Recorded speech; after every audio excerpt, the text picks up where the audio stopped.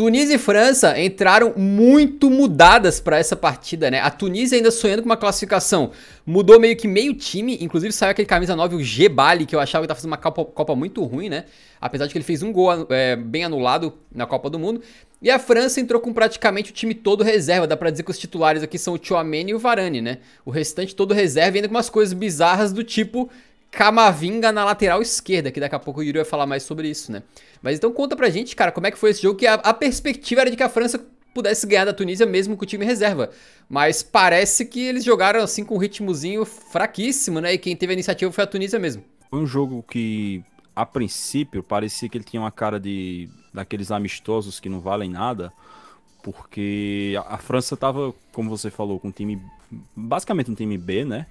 E o time tava completamente desentrosado, cara. Assim, a gente, provavelmente o time do Brasil que vai jogar, que vai ser o time reserva, vai apresentar um futebol muito mais interessante, mesmo sendo um time reserva, porque a gente sabe que o Tite, ele tem um time titular muito bem definido e o time reserva muito bem definido há muito tempo. Então os caras já estão entrosados. Só que o da França, cara, eles passaram por tantas trocas, digamos assim, antes da Copa, né? Vários desses jogadores que você vê aí, você não tá acostumado a ver na seleção francesa, como o Kolo Muani, como o Fofana, como o Veretout, como o Zazie na lateral direita. Então era um time muito desentrosado. Esses caras, sei lá, talvez fosse até a primeira vez que eles jogaram juntos. E só que a Tunísia também não tava lá essas coisas, eles meio que estavam, digamos, esperando a França. E por isso sei lá, a primeira metade do primeiro tempo não aconteceu quase nada. Só que aí a Tunísia meio que ela começou a entender que a França estava uma zona tão grande que eles tinham totais condições de irem para cima. E aí começaram a melhorar no jogo e obrigaram o nosso querido senhor Mandanda aqui a fazer algumas defesas. Só que mesmo assim, era um jogo muito travado, um jogo sem criatividade. Nenhum desses caras, assim, eu cheguei até a considerar a possibilidade de algum desses caras colocar uma pulga atrás da orelha do Deschamps, algum dos reservas que estavam nessa partida. Só que foi uma zona tão grande, cara, que para começo de conversa, a primeira verdade que se constatou dessa partida é que o Camavinga não tem a menor condição de quebrar galho na lateral esquerda. Mas assim, a menor condição, cara. Ele fez um jogo muito ruim, ele tava completamente perdido, ele tava tomando um baile, né? Qualquer jogador que chegava ali conseguia passar tranquilamente por ele chegou até a tomar caneta. Então, é aquele negócio, foi no desespero, não tem outro lateral esquerdo, precisava descansar o Theo pro mata-mata, e tiveram que pregar o primeiro cara canhoto que apareceu pela frente e dizer, vai tu, faz a lateral. Tu botou aqui que o Camavinga tava mal, né? E essa declaração que tu deu aqui foi no primeiro tempo ainda. Só que eu não assisti o jogo, tá? Então eu não tô afirmando nada, tô só perguntando, porque eu vi essa estatística do WhoScored no final da partida daí, né? Talvez o começo dele tenha sido ruim, mas depois ele tenha melhorado, não sei. Porque tem uma estatística dos caras aqui que apenas 3 jogadores fizeram mais desarmes e interceptações do que o Camavinga nessa Copa. Sendo que ele fez todos os desarmes e interceptações nessa partida, foram 14, né? Então, defensivamente, assim, é aquela coisa, muitas vezes os números não mostram o que foi o jogo do cara, mas em termos de números defensivos, ele teve uma atuação bem sólida, né? Aí é que tá, quando você olha por números, assim, várias partidas horríveis de jogadores podem parecer boas. Sendo que, às vezes, é muito essa questão de que, por exemplo, quando ele, sei lá, comete algum erro ou alguma mancada, às vezes isso não aparece em estatística. Só que quando ele comete um acerto, isso aparece na estatística. Ele deixou muitos jogadores passarem, ele tomou dribles, ele não tava sabendo apoiar, sabe? Pra você ter uma noção, cara, teve vezes em que ele, eu não sei o que deu, mas eu acho que ele tava se esquecendo que ele tava jogando na lateral esquerda. Então ele ia lá pro meio campo, ficava lá por um bom tempo, vi isso. Eu vi quando no momento que eu prestei atenção no jogo, o Camavinga tava lá no meio campo. Eu acho que o Veretout tava cobrindo a ala esquerda. Exatamente, isso que eu ia dizer. Ele corria, ia lá pro meio campo, aí do nada você viu o Veretout dando uma baixada pra cobrir o lado esquerdo. Assim, eu não sei se isso era combinado, tá? Mas tava meio que descoordenado, porque às vezes ele ia, às vezes ele não ia. Então eu acho que talvez fosse algo meio que reflexo, sabe? Pelo reflexo ele tava indo pro meio campo, que é a posição dele. E acabava deixando um buraco ali na ala esquerda. Mas aquilo que eu disse, não dá certo, tá? Isso que era contra a Tunísia. Imagina se fosse contra uma seleção mais forte. Por isso que eu disse. Hoje o jogador crucial da França é o Theo. Se o Theo se machuca, meu irmão, a vaca vai pro brejo. Porque eles não têm outro cara pra fazer essa função. Não tem nenhum, de repente, um zagueiro, por exemplo. Se o Kimpembe tivesse ido pra Copa, o Kimpembe é um zagueiro que faz a lateral esquerda. Mas eles não têm um cara dessa característica no elenco atual. Então, realmente é um abacaxi aí que a França tem que tomar cuidado para os próximos jogos. E no segundo tempo a Tunísia voltou ainda melhor. Então, acho que os primeiros, digamos, 20 minutos do segundo tempo, a, a França estava completamente morta no jogo, sofrendo muitos desarmes. O gol do Casri, por exemplo, sai de um desarme que, eu não sei se é o Dizazi que sofre no meio-campo e acaba concedendo o contra-ataque. Daí o Casri arranca, cara, pra você ter noção, ele arranca do círculo central, chega na frente da área, dribla o primeiro cara e finaliza pro gol. E não vem um cara pra marcar ele, sabe? O time da França estava completamente disperso, os jogadores estavam espaçados, então o zagueiro estava muito longe do lateral, o volante estava muito longe do zagueiro, estava esquisito, sabe? Tava um negócio mal composto. Você via que aqueles caras não jogavam juntos, que eles nunca tinham jogado juntos. Então, eu acho que é até difícil avaliar, sabe? Eu não vou vir aqui e meter o pau na França e dizer que eles fizeram um jogo horroroso, sendo que claramente aqueles caras não estavam preparados para fazer essa partida. Foi só porque realmente era muito, muito, muito improvável da França perder esse primeiro lugar, cara. Assim, tinha que ser uma combinação de resultados, tipo a França perder e o outro time ganhar de goleada. Acho que era a Austrália que tinha que ganhar de goleada para poder tirar o saldo, até porque o saldo da França foi muito feito em cima da Austrália. A França meteu 4-1 na Austrália. Então, assim, era realmente um amistoso de luz para a França. Mas para a Tunísia não, porque a Tunísia por 2 minutos ou até menos, ela se classificou. Porque depois que o Casri faz o gol, eles estavam se classificando porque a partida da Austrália ainda estava empatada. E só que, né, saiu o gol assim. Foi muito triste, cara, porque o Casri, o carequinha que tá aí, inclusive ele tem nacionalidade francesa, ele poderia ter optado pela França, só que por motivos óbvios ele optou pela Tunísia, né? Ele não teria chance na França, ou talvez seja, ele optaria de qualquer jeito, não tem como eu saber. Mas ele faz o gol e se lesiona. Então ele se lesiona e quando ele sai, cara, ele tá super feliz, abraçando a galera no banco de reservas, tá ligado? Herói, né? Sai como herói, né? Exato, e os caras sabiam, tipo, pô, a França tá fazendo uma partida horrível, a gente saiu na frente, tem chance de classificar. E aí, 2 minutos depois sai o gol da Austrália e depois eles mostram o banco e assim, tava a galera tudo deprimida já, né? Porque, pô, eles pensaram, pô, a gente lutou o jogo inteiro pra tentar fazer esse gol. E quando a gente consegue, os caras vão lá e metem 2 minutos depois. E ainda por cima, mas assim, digamos que eles saíram com orgulho, né? Porque eles venceram a França, que são os atuais campeões do mundo. É uma seleção que não perde em Copa do Mundo desde 2014. Então, eu acho que eles têm orgulho. Eles saíram orgulhosos dessa Copa, porque eles não perderam nem para a Dinamarca nem para a França, que eram consideradas as 2 melhores seleções do grupo, né? A Dinamarca acabou não se provando. E no final, acho que nos últimos, digamos, 25 a 30 minutos, o Deschamps colocou os titulares, o Dembélé, colocou o Griezmann, colocou o Mbappé. O Mbappé entrou parecendo um trator, cara. Esse maluco entrou voando. Toda jogada em cima dele, ele conseguia criar algum perigo. Ele ia pra cima, ele cruzava a bola, ele entrava na área, finalizava, ele obrigou o goleiro a fazer defesas. Ele deu caneta, ele driblou. O cara entrou parecendo uma peste. Só que apesar da França ter feito um gol no último minuto, o gol acabou sendo anulado de forma até bem esquisita, porque o juiz deu gol e assim que ele dá o gol, ele faz aquele gesto porque assim, quando sai o gol, o juiz tem que apontar para o centro, se o gol for válido. Então ele faz o gesto de apontar para o centro e pouco depois ele encerra o jogo. Só que aí ele começa a botar a mão aqui, sabe, no ouvido, como quem diz, pô, tô escutando o VAR, tô escutando o VAR. E aí a galera já tava meio que quase saindo do campo, e aí do nada ele faz o sinalzinho, vai no VAR e anula o gol. E esse gol é curioso porque eu li que ele não seria anulado um tempo atrás, porque houve uma mudança na regra. Para tentar explicar assim de forma resumida para o pessoal, quando um jogador de defesa, ou seja lá qual for o jogador, mas quando o jogador que está defendendo, que está no seu campo defensivo, toca na bola propositalmente, ele inicia um novo lance. Então, o Griezmann estava impedido na jogada, mas como o zagueiro da Tunísia tocou na bola, entre aspas, propositalmente, o Griezmann não estaria mais impedido. Isso anularia o impedimento dele. Só que houve uma mudança na regra em que eles passam a entender de forma diferente essa questão do impedimento. Então, como o jogador da Tunísia foi atrapalhado, eles entenderam que ele não quis jogar.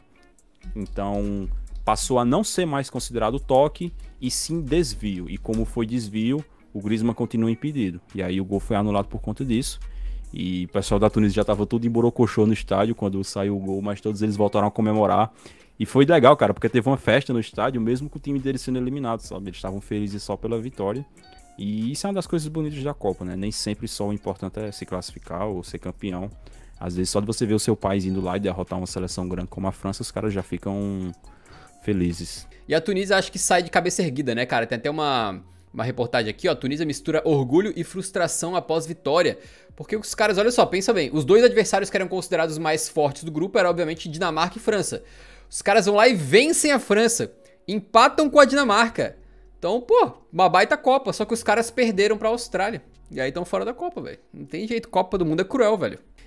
E aí, só pra terminar então, cara, mostrando a situação do grupo aqui, acabou a França com 6 pontos. Quem diria, hein? A Austrália, cara, o primeiro jogo é 4-1 França pra cima da Austrália. No final das contas, os dois acabaram com os mesmos 6 pontos. Tunísia 4 pontos, Dinamarca eliminada 1 ponto. Daqui a pouco a gente vai falar da Dinamarca, que foi talvez a grande decepção da Copa até aqui, talvez mais do que a Bélgica agora que tá eliminada, né?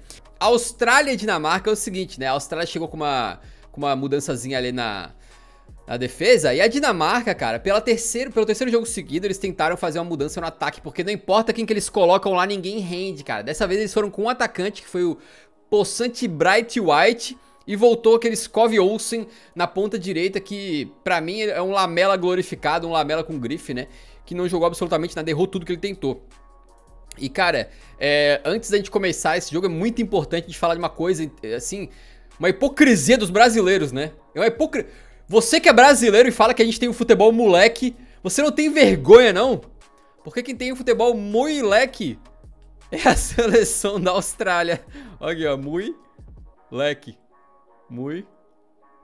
Tem o Eriksen lá, que é o camarada que vem numa fase muito boa pelo Manchester United, tem um camarada que tem muito carinho do público em geral, principalmente depois do que aconteceu com ele na Eurocopa, né? Eu ainda mais como torcedor do Tottenham e tal. Mas o fato é o seguinte, cara, fazendo um resumo do primeiro tempo, a Dinamarca conseguiu talvez fazer o seu primeiro tempo que foi o seu melhor na Copa, apesar de não ter sido muito bom.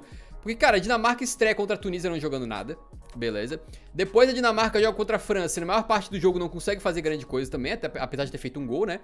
E no jogo contra a Austrália, o primeiro tempo eles conseguem dominar o jogo pelo menos. Eles conseguem ter a posse, eles conseguem controlar a partida.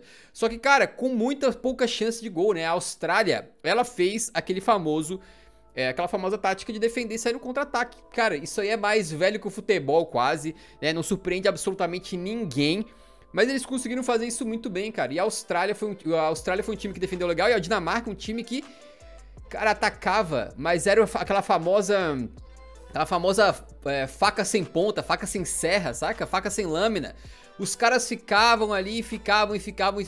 E a bola meio que assim, ó, do meio pra trás, a Dinamarca tava funcionando. Ou seja, eles conseguiam defender legal. E os primeiros passes ali no meio campo, às vezes com o Eriksen vindo buscar jogo e tal, funcionava legal. Quando a bola chegava numa ponta, no Skov Olsen, chegava na outra ponta, ou quando o Miley, né, subia na ala pela esquerda, a bola chegava no Bright White, meio que o jogo morria. Os caras não tinham criatividade nenhuma, organização nenhuma. Eles pouco agrediram a Austrália com chances que realmente poderiam ter dado em gol, né? E quando teve uma chance ou outra, os caras estavam tecnicamente terríveis. A Dinamarca tava muito nervosa, errando passes assim toscos, errando domínio que o jogador profissional não deveria errar. Aquele Skov Olsen, cara, o Lamela com grife lá, o maluco faz uma boa jogada no jogo inteiro. Quando ele vai finalizar, meu irmão, o chute de direita dele é um negócio vergonhoso para um jogador profissional. É uma coisa assim tenebrosa. E aí no final das contas o jogo vai pro intervalo 0-0. E quando volta pro segundo tempo, a Dinamarca volta tendo que fazer gol, tá? 0-0, eliminava a Dinamarca. É que acontece, meu irmão, dá 30 segundos de jogo e vem um prelúdio do que viria a acontecer. O goleirão da Dinamarca, o Schmeichel, com 30 segundos do segundo tempo, tá? Ele vai tocar pro, acho que é o Andersen, o zagueirão, que aliás fez um jogo péssimo também, o Andersen. Ele vai tocar pro Andersen e ele erra um passe de 3 metros e bota no próprio caminho da linha de fundo do próprio time. Ou seja, ele passa pra dar escanteio pra Austrália. Com isso, tu já via que os caras estavam nervosos, cara. Os caras não estavam legal. E aí a Austrália praticamente não atacou o jogo inteiro, né? Os atacantes deles estavam jogando praticamente como volantes, como meio campistas, voltando pra defender, inclusive defendendo bem, ajudando bastante. Quando vem um contra-ataque nos pés desse cidadão aqui, o Leque. O Leque, meu irmão, o bicho dá uma pedalada... Pedalada não, dá uma tremida para um lado, dá uma tremida para o outro. O zagueiro não tava marcando ele, na verdade o ala pela esquerda era o Meili. O Meili fica todo troncho, amigo. Ele deu uma dançadinha, o meio todo perdido, finaliza de canhota, fraquinho no canto, cara. E a Austrália faz 1 a 0. Isso já faltava poucos minutos pra acabar o jogo, acho que coisa de, sei lá, 15, 20 minutos, uma coisa assim. E a Dinamarca precisaria então virar o jogo.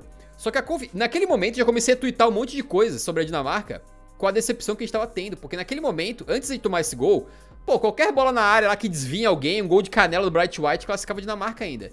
Mas depois desse gol da Austrália, a Dinamarca teria que fazer 2. E com o futebolzinho mequetrefe nojento que eles estavam jogando, era impossível que isso fosse acontecer. Então quando sai o gol do Leque, eu já vi desenhada a desclassificação, a eliminação da Dinamarca, comecei a twittar da minha decepção com os caras, né, obviamente. E a Austrália defendendo muito, muito bem, cara, com muita entrega, assim, sabe, cara, e jogadores claramente entregando mais do que eles podem, assim, tipo assim, os caras tendo um super desempenho, um desempenho além da capacidade deles, assim. E acho que o maior destaque disso aqui, cara, é o Man of the Match, que pela segunda partida consecutiva da Austrália eu escolhi o Harry Sutar.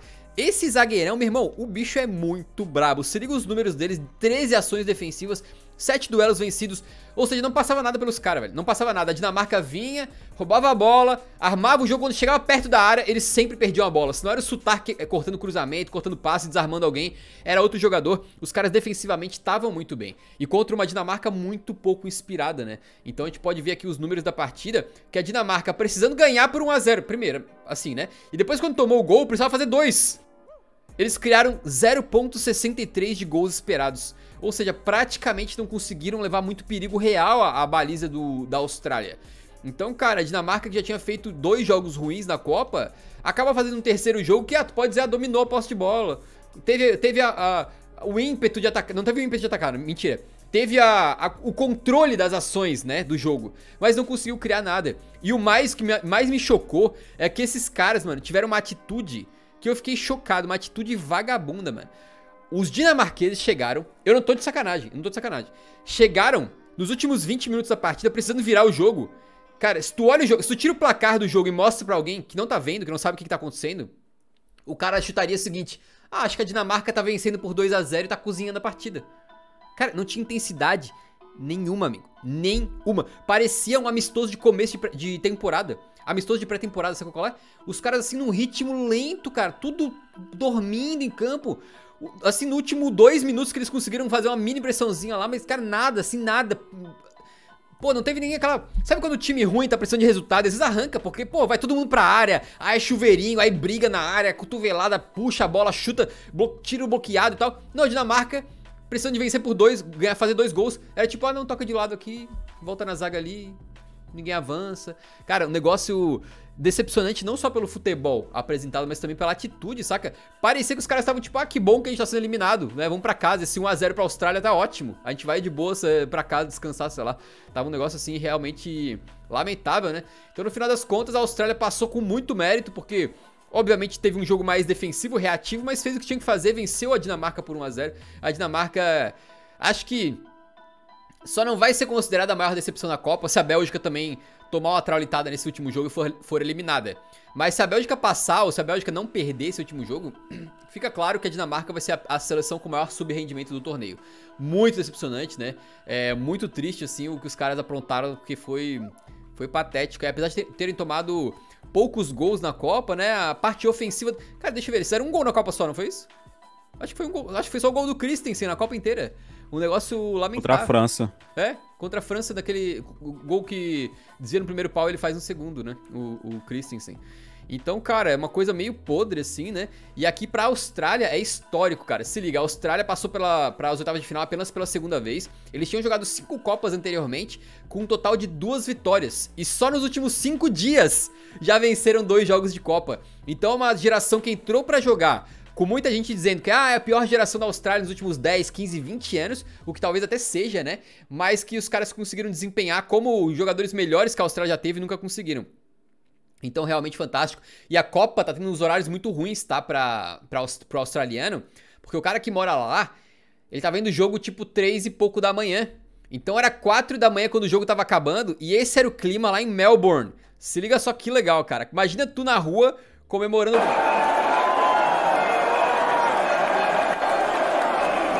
4 da manhã em Melbourne, na Austrália. Não dá nem pra ver o telão, se liga. Olha o telão aqui do canto. Não dá nem pra ver o telão, mano. O telão tá enfumaçado ali, né? Até a gente se sente meio burro, né?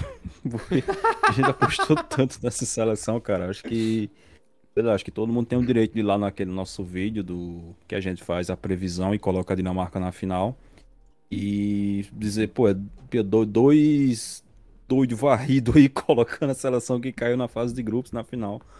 Mas assim, cara, eu não sei nem o que foi que deu errado, cara, porque eles conseguem fazer gol contra a França, que era a seleção mais forte do grupo, mas jogam um futebol muito pobre contra as outras duas. E o que fica na minha memória é o gol que o nosso querido Cornelius, o atleta, perdeu contra a Tunísia. Porque assim, eu sei que já faz alguns dias e pode ter uma galera aí que não lembre, mas na primeira rodada, o Cornelius perde um gol, cara, que é assim, um negócio bizarro. Que a bola é desviada no primeiro pau, sobra pra ele no segundo pau. Ele poderia ter simplesmente empurrado a bola de peito, mas ele faz um movimento antinatural pra tentar cabecear, parecendo uma minhoca, sabe? Aí erra a cabeçada, a bola pega na trave, assim, é um show de horrores. E se ele faz aquele gol, a Dinamarca venceria a Tunísia, depois teria chegado agora nessa última rodada com 3 pontos, então era outro cenário, eles chegariam muito mais confortável. E sei lá, cara, é foda essa situação da Dinamarca. Mas procurando pelo lado bom, é muito massa você ter uma seleção como a Austrália avançando de fase, né? E só pra trazer um destaque, o jogador que você citou, que foi bem nessa fase de grupos toda, que é o Harry Souttar, ele é jogador do Stoke City, da Inglaterra. Um clube que está atualmente na Championship. Ou seja, o cara é da segunda divisão do futebol inglês. Tem 24 anos de idade, não é um cara velho, tá? 24 anos de idade, é um jogador jovem. Tem 1,98 m. O cara é gigantesco, tem quase 2 metros de altura. E fez uma baita Copa, né? Então esse é um nome, cara, pra ficar muito atento. E provavelmente, acho que em janeiro, esse cara vai estar sendo cobiçado, né? Porque o mercado de inverno lá na Inglaterra costuma ser bem agitado, os times tudo com dinheiro, então talvez esse seja um cara que ainda nessa temporada a gente possa ver ele jogando Premier League, por que não? Com certeza ofertas vão chegar. O técnico da Dinamarca disse: a responsabilidade da eliminação é toda minha, né? Ele disse que sente uma frustração enorme. Que modismo, que decepção, que mancha no currículo do técnico nacional de Kasper Hjulmand. 1 ano e meio atrás, ele poderia andar sobre a água. Agora está se afogando na areia movediça de Doha. Caramba! Pô, eu achei maneiro essa frase aqui. O jornal dinamarquês lá, o Extra Bladet, fez uma bela analogia aí. Eles estão basicamente cornetando o fato de que os líderes desse time, ou os jogadores que jogam nos maiores times, os maiores craques da Dinamarca, o Eriksen, o Højbjerg e o Schmeichel, não quiseram dar entrevista, né? Então o jornal tá massacrando os caras por causa disso, né? Não adianta nem tentar muito buscar explicação, porque não tem, cara. Os caras estavam tão bem durante todo o ciclo, aí quando chega justamente na Copa, eles desaprendem tudo. A Arábia Saudita e México foi um jogo insano, porque as duas seleções ainda tinham chance de classificar, né? E acabaram que o técnico Hervé Renard fez uma mudança ali no seu time para essa partida, e o Tata Martino do México, que estava sob bastante pressão, né, para essa partida aí, porque o México vinha fazer uma Copa tenebrosa, também fez uma alteração e foram pro jogo, cara, de uma maneira que é o seguinte: o México não tinha jogado absolutamente nada nessa Copa, tá? Todo mundo lembra daquele jogo, quer dizer, quem assistiu lembra, né? Assim, espero que não lembre na real, porque vale a pena esquecer, mas do jogo do México contra a Polônia, que foi assim, um jogo tenebroso, né? Foi uma porcaria completa. O México não jogou absolutamente nada. Contra a Argentina, se eles tiveram algum mérito, foi conseguir defender por um bom tempo ali, mas ofensivamente eles não tiveram absolutamente nada pra apresentar. Só que chegou agora com o bicho pegando, com o jogo decisivo, e eles foram pra cima da Arábia Saudita e conseguiram fazer um bom jogo. Foi fácil o melhor jogo do México na Copa do Mundo, né? E dominaram a maior parte do jogo. No primeiro tempo meteram mais de 10 finalizações, poderiam ter saído vencendo. Teve algumas finalizações bem interessantes ali. Então eles criaram pra ganhar esse jogo, eles foram pra cima e queriam muita classificação. Deu pra ver que os caras estavam motivados, eles não estavam com aquele clima de derrotismo, tipo, não vai dar mesmo. Não, os caras acreditaram e foram pra cima, né? Eu achei bem interessante. E a Arábia Saudita, daqui a pouco eu falo mais dela também, mas cara, que seleção Talvez as seleções que caíram já é a que cai com maior orgulho, cara. Na moral, que Copa da Arábia Saudita, velho. Que Copa e que coragem que eles tiveram. É sensacional. Mas enfim, no segundo tempo, o Henry Martin, o centroavante lá, o atacante do México, acaba fazendo um gol que, cara, já saiu pelo menos 3 gols que eu lembro de cabeça assim na Copa do Mundo, que é um desvio no primeiro pau e aparece alguém no segundo pau. É uma jogada muito difícil de marcar, porque ela causa um desvio na bola dentro da área, né? Ou seja, já na zona do perigo, né? Na zona da confusão, como diria o professor. E os zagueiros que estão no segundo pau, às vezes não conseguem reagir a tempo, sendo que o atacante tá vindo de frente com velocidade, ele tá mais ligado pra pegar a sobra. Então o César Montes, que é o zagueirão, desvia, o Martin chega pra... Na real não tava nem tanto no segundo pau, era mais no meio da área. Finaliza, abre o placar pra Arábia Saudita. Isso ia colocando aí o México com chance de classificar, né? Ainda mais que depois, cara, simplesmente o tal do Luiz Chaves mete uma falta que eu acho que foi o gol de falta mais bonito da Copa, né? Porque aquele do Rashford ontem foi bonito, mas esse aqui, cara, tava longe. O bicho mandou um canhotaço com força e com curva no ângulo. Foi muito bonito, cara. Um baita de um golaço desse Luiz Chaves aqui. E aí, cara, nesse momento, né, no segundo tempo, o que tava acontecendo? A seleção da Arábia Saudita é a seleção mais maluca dessa Copa do Mundo. Pensa numa seleção que tinha chance de classificar, tava tomando de 2-0 e mesmo assim, lembra daquela Arábia Saudita que a gente elogiou contra a Argentina, com as linhas a linha de marcação bem alta, com linha de impedimento lá em cima, marcando em cima, mordendo na marcação? Meu irmão, eles tomando de 2-0 do México, eles não mudaram nada, eles estavam jogando da mesma maneira.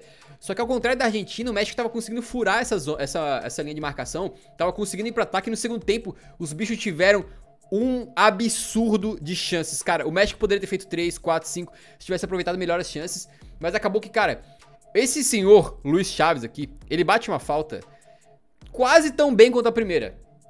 Só que dessa vez, um goleiro que vem sendo um dos melhores da Copa, na minha opinião, que é o Al-Owais, né, da Arábia Saudita, faz uma defesaça. Então o México parou no Al-Owais, parou no chute pra fora, parou com um gol que saiu, o México começou saindo, cara, comemorando igual louco, aí vamos classificar, carajo! E aí o gol foi anulado porque tava realmente impedido um pouquinho, né? Então, cara, mas o México criou muita chance, muita chance. E era um momento que a gente tava no Twitter, quem tava acompanhando em tempo real, é muito louco que essas nuances às vezes não entram pra história. Vai entrar pra história que, a Polônia passou da fase de grupos, acabou, morreu. Mas, cara, quem acompanha em tempo real sabe a emoção que tava nesse jogo, porque era Polônia contra a Argentina de um lado, México contra a Arábia Saudita do outro, e os dois resultados eram concatenados. O resultado de um influenciava na classificação do outro. E o México chegou a estar em um momento aqui que os caras estavam simplesmente a cartões amarelos de passarem, porque a Polônia e o México estavam empatando em pontos, saldo de gols, gols marcados. Aí os próximos critérios de desempate tudo confronto direto. E aí, no último critério de desempate antes do sorteio, era pontos de fair play. Que até uma parada que alguém falou numa live, acho que foi tu que falou, sei lá quem é que falou, numa live recente, aí eu falei, nossa, que ponto de fair play, nem sabia que isso existia. Achei que era contagem de cartão amarelo, contagem de cartão vermelho, mas não, tem os pontos de fair play. E o México tinha tomado mais cartões na Copa, então eles estavam caindo no cartão amarelo, cara. No cartão amarelo, tu pode acreditar num bagulho desse? E aí tava tava tão louco, que a gente tava acompanhando os dois jogos, e tipo assim, a Polônia tomou um cartão amarelo lá no jogo da Argentina. E aí isso poderia, se eles tomassem mais uns 2 amarelos, mudar a classificação. Se eles tomam mais uns 2 amarelos, empatava no fair play e o jogo não, o classificado seria decidido no sorteio, amigo. No sorteio. O tanto que eu torci pra ter um sorteio definindo o classificado, foi uma coisa de louco. Mas o México, cara, eles fizeram tudo pra classificar. Eles criaram muitas chances, eles poderiam ter classificado tranquilamente. Só que no final do jogo chega a Arábia Saudita, que, assim, cara, eles foram uma seleção corajosa, tá? Uma seleção com muita ambição, com muita energia, que tentou ir pra frente várias vezes, mas não tava conseguindo atacar, principalmente no segundo tempo, porque o México precisava do resultado. Foram pra cima, dominaram o jogo por completo. Só que a Arábia Saudita teve um contra-ataque. Um contra-ataquezinho. No final da partida, os caras chegaram, saíram na cara do gol e mataram o jogo. Acabou, então, 2-1 pro México, e no final das contas o México acabou sendo eliminado realmente no saldo de gols, tá? Vocês podem ver a classificação do grupo aqui, ó. Ele empatou com a Polônia e o saldo que, quando tava 2-0, era 0 também, igual ao da Polônia, acabou ficando -1 por causa desse gol que eles tomaram da Arábia Saudita. Então eles foram pra casa, assim, com 2 partidas terríveis no Mundial e uma muito boa que os caras, eu acho que tem que se orgulhar, apesar de que o México, assim, pelo futebol jogado, talvez até merecesse um pouquinho mais passar do que a Polônia, porque a Polônia é aquele poema que a gente criou lá pros caras, né? Vocês podem ver aqui que o México criou 2.1 de gols esperados, né? Com 26 finalizações, amigo. 26 finalizações 4 grandes chances, né, cara? Tiveram aí 61% de posse de bola. Foi uma atuação, assim, eles fizeram pra passar. Eles mereceram. Talvez se rejogasse esse jogo 2, 3, 4, 10 vezes, eles passavam na Copa do Mundo 9 ou 8 vezes. E numa das realidades paralelas aí, eles estão nas oitavas da Copa. Mas dessa aqui, os caras não conseguiram passar, né? Lamentável. Eu escolhi como melhor do jogo o goleirão Al-Wais. É a segunda partida que ele faz muito boa, né? E que ele, cara, ele fez 8 defesas, sendo que essa aqui nessa falta, meu irmão, o tal do Chaves fez um gol de falta no ângulo. E aí na segunda falta, que era mais perto ainda, ele manda de novo no ângulo, só que dessa vez o Al-Wais vai buscar. Ele teve 6 saídas, que eu juntei aqui, saídas quando o goleiro sobe pra dar um soco, saídas quando ele sobe pra segurar a bola, e também aquela saída que tipo, bola enfiada pro atacante, o goleiro sai do gol e dá um carrinho pra lateral, assim, pra impedir que o atacante consiga dominar, né? Foi um jogo maluco, foi um jogo, assim, entretenimento puro, e que o México, pelo que ele fez nesse jogo, acho que ele merecia mais do que a Polônia passar. E a Arábia Saudita, os caras caem de cabeça muito erguida, mano. Que Copa fez a Arábia Saudita, na moral. 2 derrotas, é verdade, mas venceu a Argentina. E nas 2 derrotas eles jogaram bem, cara. Jogaram bem, tiveram momentos, conseguiram equilibrar. Nunca se acovardaram. Cara, a Arábia Saudita não se acovardou nessa Copa do Mundo. Nem por 1 minuto. O que a Polônia fez contra a Argentina daqui a pouco, que a gente vai falar mais, o Yuri viu esse jogo da Argentina. A Arábia Saudita não fez nem por 1 minuto nessa Copa do Mundo. Em nenhum momento eles retrancaram nessa Copa do Mundo e ficaram tentando sair só no contra-ataque. Em nenhum momento eles abdicaram do estilo de jogo deles. Eles marcaram em cima o tempo todo, cara. Então, cara, eu acho que eles estão muito de parabéns, né? Eu até tinha feito um tweet recentemente, dando parabéns àquele técnico René... Como é que é? Hervé Renard. Né? Ele sai de um patamar muito alto, eu acho, depois dessa Copa. Ele ganhou 2 Copas Africanas de Nações e fez uma Copa do Mundo brilhante com a Arábia Saudita. Das eliminadas, é uma das melhores, cara. Fácil.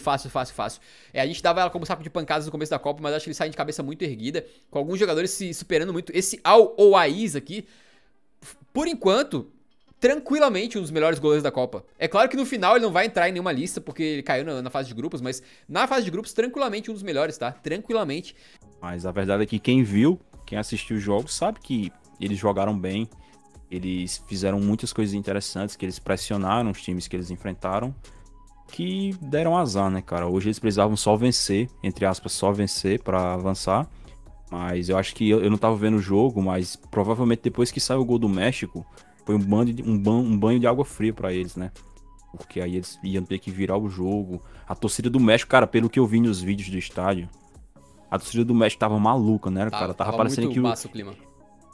Eu vi uma galera comentando, pô, o jogo é lá no Azteca, cara, porque parecia que só tem mexicano, sabe? É isso, cara, não tem muito o que fazer. A seleção do México, assim, eu também não acho que eles foram lá grandes coisas, tá? O jogo contra a Polônia foi horrível, o jogo contra a Argentina foi pior ainda, mas hoje eles decidiram jogar, decidiram ir pra cima e acabaram com as chances da Arábia Saudita de avançar. Então a Polônia veio aí com as figurinhas carimbadas. E já no jogo aqui, uma das principais coisas que se destaca sempre é o duelo dos gigantes, né? Messi contra Lewandowski. Já se disputaram batalhas aí na Champions League, na Bola de Ouro, e agora estavam numa Copa do Mundo. Pelo menos o Messi tem um time, né? Porque a Polônia do Lewandowski, coitado. E aí, cara, se puder contar um pouco pra gente do jogo, eu vou mostrando as paradas aqui, mas basicamente a Argentina teve muita criação, né? Teve bastante ofensividade, muita criatividade e até onde eu vi, foi o melhor jogo da Argentina na Copa? Com sobras o melhor jogo da Argentina na Copa. E eu acho que isso deixa uma mensagem muito, muito forte de que os caras estão de volta, né? Porque eles chegaram na Copa com muita expectativa, com geral esperando pra ver como é que eles iam jogar. Eu cheguei até a comentar antes da Copa que o pessoal lá na ESPN do Reino Unido tava colocando a Argentina como favorita a ganhar a Copa. Então não é à toa, sabe? Os caras estavam realmente muito bem, chegaram aqui, decepcionaram no primeiro jogo, no segundo jogo foram mal, conseguiram vencer graças ao Messi. E no terceiro jogo eles renasceram, né? A verdade é essa, porque primeiro que o nosso querido Lionel Scaloni, ele decidiu dar uma mexida no time de novo, né? Então é o terceiro jogo que ele muda o time. Ele veio com 3 escalações nos 3 jogos da fase de grupos da Copa. E ele fez uma mudança, cara, que sinceramente eu não tava esperando, que ele sacou o Lautaro do time. Pessoal que não se lembra, porque já faz algum tempo, mas ele tá jogando muito na temporada europeia pela Internacional, ele tá tendo uma temporada muito boa. Mas não foi bem nos 2 primeiros jogos da Copa, né? Não conseguiu fazer gol, não conseguiu ajudar muito e acabou sendo barrado. Quem também saiu foi o Guido Martins. O Guido Martins. Guido Rodrigues foi substituído no time titular para a entrada do cara que a gente já pedia há muito tempo, né? O Enzo Fernandes. Desde o começo da Copa, pra falar a verdade, já tava muita gente pedindo o Enzo, porque ele tá jogando muito no Benfica. Mas ele começou a Copa como reserva, entrou bem no último jogo contra o México, fez gol e ganhou a titularidade. Uma titularidade muito merecida e bem aproveitada, porque esse cara jogou para um caramba hoje. Deu assistência, inclusive, mas não foi só isso. Ele manteve o Depay, fez outra partida horrorosa, né? Mas eu acho que, no geral, ele acertou na escalação, tá? Eu só não colocaria o Otamendi, eu tentaria fazer uma dupla de zaga com o Lisandro e o Romero, mas ele confia muito no Otamendi e no Depay, né? Que são dois caras que não estão jogando tanto assim, mas mantém a vaga de titular a todo custo. E a Argentina, cara, eles fazem um primeiro tempo assim colossal, cara, avassalador. Foi um milagre a Polônia ter saído desse primeiro tempo com 0-0. Porque, assim, são muitas chances, uma chance atrás da outra. E o jogo tava tão fácil, cara, que, assim, o Di Maria, o Messi, o Enzo, esses caras estavam deitando, cara. Eles passavam pelo meio campo da Polônia como se não tivesse ninguém lá. A marcação tava muito frouxa. E teve o lance do pênalti, assim, que é um pênalti estranho, porque o Szczęsny, ele sai pra socar a bola, ele não acerta a bola, tá? Ele bate a mão no rosto do Messi. O juiz foi no VAR, deu pênalti. Eu não sei exatamente se eu tenho uma opinião formada sobre esse lance, porque é muito estranho você ver um lance desse, né? Que o goleiro sai pra socar a bola, erra a bola e acerta o jogador. E tipo assim, ele não acertou o Messi de frente, sabe? Ele acertou o Messi de lado, então ele sai pra tentar dar o tapa na bola, não alcança a bola, e quando ele tá caindo, né, depois de ter subido, a mão dele volta na cara do Messi. E aí o juiz deu pênalti, o Messi bateu. Curiosamente, Cara, eu não sei porquê. Posso só dar minha opinião sobre esse pênalti? Sim, sim. Eu achei que o pênalti foi, assim, roubado. Achei uma marcação terrível, tá? Terrível. Porque, cara, a parada é a seguinte: o Szczęsny sai e na ação dele, ele não toca no Messi. A bola depois vai pra linha de fundo, né? Aí depois, quando ele tá caindo, que a mão dele é uma resvaladinha no Messi, penal. Na minha opinião, isso aí não é pênalti no cara. Por exemplo, assim, vem dois caras na área. Eles estão ali em contato direto.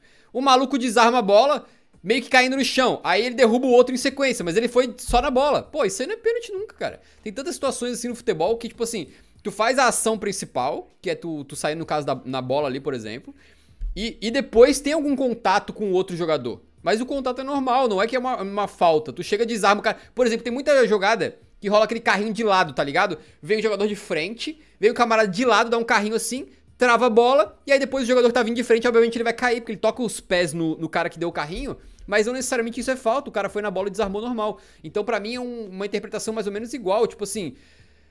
Não, fora que, tipo assim, o cara vai pro lance, toca depois, né, e não é nenhuma uma ação faltosa que impediu qualquer coisa no lance, né, até porque a bola tá indo pra linha de fundo já, né, a bola sai, vai pra linha de fundo, depois que a bola já está a caminho da linha de fundo, é que há o toque. Então pra mim... Eu não marcaria esse pênalti, nem se ele acontecesse 50 vezes na partida, cara. Eu nunca marcaria esse pênalti aí, achei roubado. E eu até tava... sabe aquele negócio de pênalti roubado não entra, né? Eu tava achando que o Messi ia perder essa aí já, cara, quando ele foi pra cobrança. Mas enfim, ele bateu e também, cara, não foi uma defesazinha do Messi, do Szczęsny, né? Porque tem muitas defesas de pênalti que às vezes, tipo assim, o cara caiu pro lado certo e aí meio que o camarada chutou em cima do goleiro, chutou naquele canto e o goleiro acaba pegando com o corpo inteiro. Meu irmão, isso aqui foi uma defesa com técnica pura. Tu pode ver que o Szczęsny cai, mas ele faz o arco com o braço assim, ó, no momento perfeito pra desviar a bola. É uma defesa difícil pra caramba. Eu não diria que o Messi bateu mal, não, tá? Eu não diria que. Eu acho que é mais mérito. Assim, obviamente que não é uma cobrança perfeita. Uma cobrança perfeita seria mais no canto ou mais no alto, né? Obviamente, isso aí é uma coisa clara. Mas é uma cobrança difícil de pegar. Foi uma defesa absurda. Eu acho que é muito mais mérito do Szczęsny do que até um pênalti mal batido. Um pênalti batido decentemente, assim. Acho que na maior parte das cobranças aí entraria. O Szczęsny faz uma defesa brutal que vai colocando ele, talvez, aí. Como o principal goleiro da Copa, ou se não o principal top 3 no momento, né? Eu acho que ele é o principal. Eu não acho que o Messi bateu muito mal, mas eu também não acho que ele bateu bem, sabe? Eu acho que foi uma batida mediana. Porque, assim, ele bate com força, só que ele bate a meia altura, né? Na metade da altura da... E nem muito alto, nem muito Exato.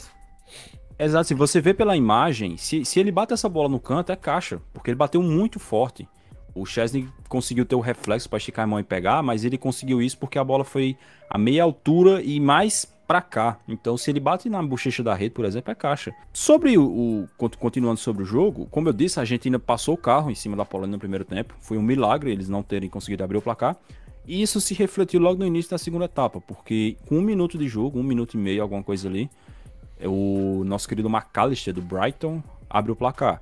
E isso só era uma tradução do domínio que a Argentina tinha, cara. Assim, a Argentina mandou no jogo. A Polônia conseguiu chegar ali com as bolas paradas, com algumas faltas laterais, cruzando bola na área, de resto eles não conseguiram produzir nada. E depois que sai o segundo gol, cara, que é o gol do Julián Álvarez, que eu acho que, sinceramente, esse cara não vai mais sair do time. Eu acho que ele agarrou muito bem as chances que ele teve nessa Copa, porque nos outros jogos que ele estava entrando bem. Hoje foi titular, jogou muito bem e ainda meteu gol. Então, acho que esse cara já era, vai ser titular pelo resto da Copa. E depois que saiu o segundo gol, eu acho que a galera da Polônia começou a tremer. Eles começaram a... Porque assim, a Polônia tinha um cenário, quando o jogo estava 1-0. Se eles empatam o jogo, eles ficariam mais seguros.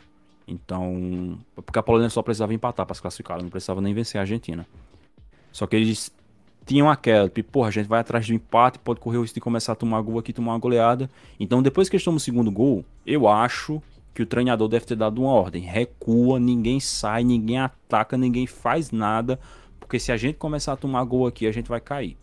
E foi isso que aconteceu, porque nos últimos 30 minutos, eu acho, a Polônia não fez absolutamente nada na partida. A única coisa que eles faziam era defender, dar bicão, correr atrás da bola para um lado e para o outro. E o pior, eu acho que eles sabiam que eles estavam passando no critério dos cartões, porque eles também não estavam entrando duro nas jogadas. Então os caras da Argentina jogavam a bola para um lado, para o outro, driblavam, passavam, e os caras da Polônia não entravam duro. Eles estavam fazendo o possível para não fazer falta. E especialmente no segundo tempo, como eu disse, que eles chegou um determinado momento ali em que eles simplesmente se recusavam a jogar. Eles só faziam defender, não faziam mais nada.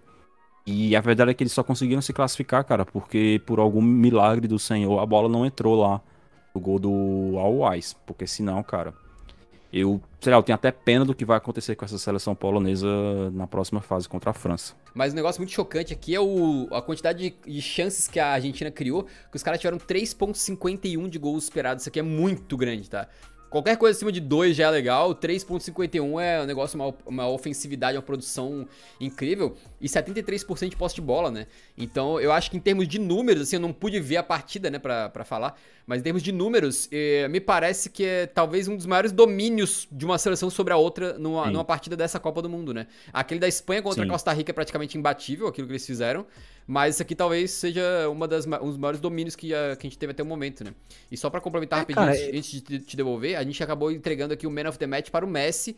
E assim, foi até bizarro o Messi não ter saído com um gol, porque ele teve outras chances no segundo tempo, tá? Além do pênalti no primeiro. E o Szczęsny simplesmente tava catando tudo que o Messi mandava no gol, cara. Acho que o Szczęsny, ele entrou decidido, eu vou tomar gol de qualquer um menos do Messi, porque o Messi teve outras chances e não conseguiu passar pelo Szczęsny. Foi assim, cara, foi um baita jogo da Argentina e, como eu disse, é um recado pro mata-mata. A gente joga isso aqui. A gente não joga o que jogamos contra a Arábia Saudita. Não jogamos o que a gente jogou contra o México. A gente joga isso aqui. E se a Argentina chegar no mata-mata jogando isso aí, com o Messi como estava hoje, porque eu não escolhi o Messi como melhor do jogo à toa. O Messi estava voando hoje. Foi o melhor jogo dele na Copa, mas assim, com muita sobra para os outros dois jogos. Ele jogou muito mais hoje do que ele jogou contra a Arábia Saudita, que ele fez um gol de pênalti, e muito mais hoje do que ele jogou contra o México, que ele faz o gol decisivo lá. Então assim, ele foi mais decisivo no jogo contra o México, porque ele fez o gol quando a Argentina tava simplesmente um deserto de criatividade. Só que hoje, cara, ele tava impossível hoje. Ele tava driblando, ele tava criando chance, ele tava finalizando, ele tava mandando umas viradas de jogo ridículas. O pessoal que tava assistindo o jogo sabe como ele deixou o lateral esquerdo da Argentina, o Acunha, em condições de fazer gol umas 3 vezes, e o Acunha tava cagando a jogada toda vez. Teve até uma galera que falou: Messi, tu tá achando que o Acunha é o Jordi Alba? Ele não é o Jordi Alba. Porque o Messi tava absurdo hoje, cara. Assim, se ele jogar assim no mata-mata, cara, vai ser preta pros outros.